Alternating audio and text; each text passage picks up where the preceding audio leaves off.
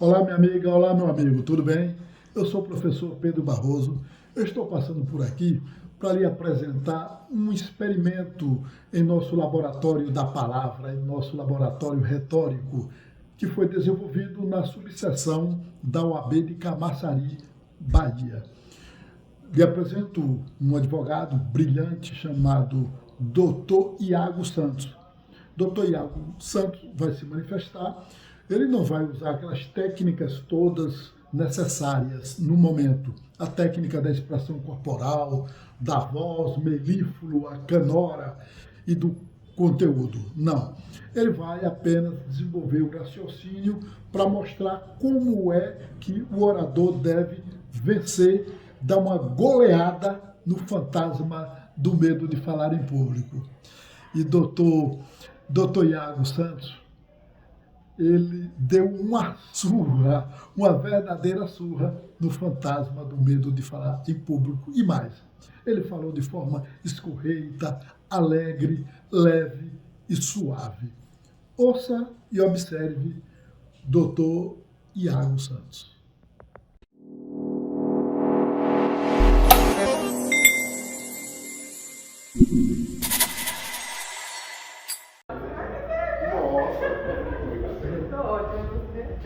Rapaz, que responsabilidade. Eu estava ali atrás. Inicialmente, quero dizer que meu nome é Iago Santos, sou ex-procurador-geral da Câmara Municipal de Camaçari. E que grata surpresa hoje pela manhã. Saí de casa, acordei, o presidente Requião já há algumas semanas me tinha me convidado. Ó, vai ter um evento bacana, OAB, participe, vai ser o professor Pedro Barroso, vai lá falar um pouco sobre o oratório. Eu acordei, 7 horas, sabe aquele sábado que você pensa, porra, né? Rapaz, não vou não. Não vou não. 8h30 rolando na cama, eu falei, porra, eu vou me dar essa oportunidade. Primeiro, por conta da pessoa que é o professor Pedro Barroso, uma pessoa de excelência, e às vezes a gente não pode desperdiçar as oportunidades que a Deus nos dá. E segundo, eu falo agora porque após essa manhã proveitosa, eu digo que eu saí um pouquinho mais experiente em relação à oratória. A doutora Alessandra, no momento que ela estava falando aqui, me remeteu algumas experiências da advocacia. E eu me senti lá atrás e um pouquinho de hoje. Quando você falou sobre as vaias, às vezes, principalmente quando a gente está fazendo sustentações orais lá no TJ, não é incomum, né, doutora? Que os nossos amigos desembargadores, nossos amigos juízes, estejam mexendo no celular, eles estejam lá conversando, às vezes dando risada de alguma coisa que ele achou bacana, batendo papo com o assessor. E a gente, naquele momento, a gente se sente impotente. Porra, eu estou falando para um aparelho, estou falando para o nada. Só que aí, os amigos oradores que têm estima, aprendo muito com o doutor Requião, quando acompanho os seus discursos, a gente aprende a chamar a atenção. A gente fala, doutor Josemiro, o senhor está compreendendo o que eu estou falando aqui?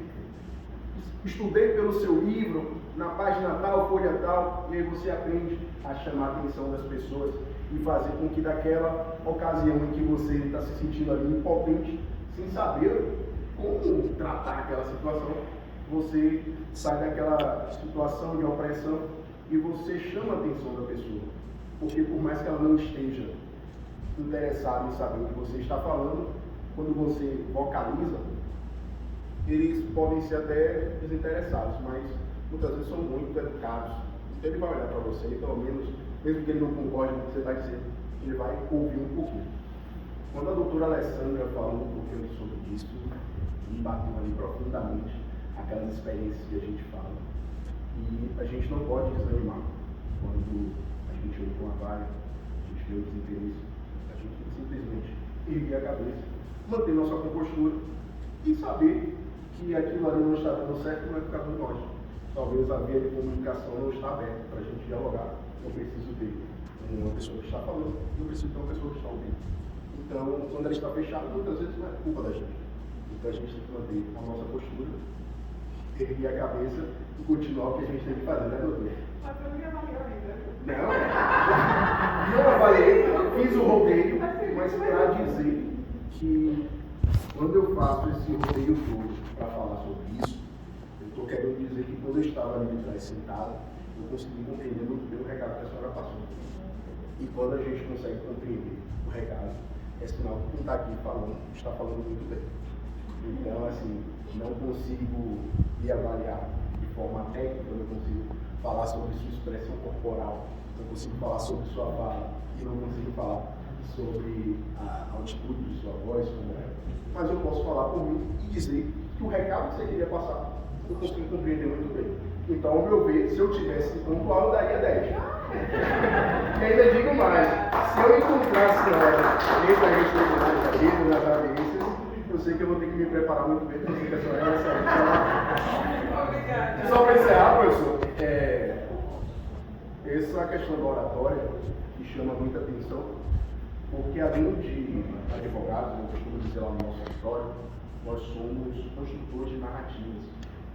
Muitas vezes a gente está com o direito, nosso cliente está com a razão, mas se nós advogados, no momento de uma audiência, no momento de explanação, a gente não expõe muito bem o que é que aquele direito quer dizer, a gente pega o nosso cliente.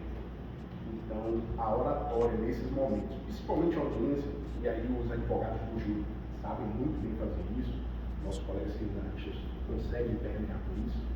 Se a gente não domina a oratória, no direito, o rolo compressor passa por cima da gente. Então, muito obrigado pela experiência, professor, muito obrigado, presidente Requião, obrigado a todos que vieram aqui, que me fizeram aprender um pouquinho mais sobre a oratória. E doutora, novamente, obrigado. Obrigada.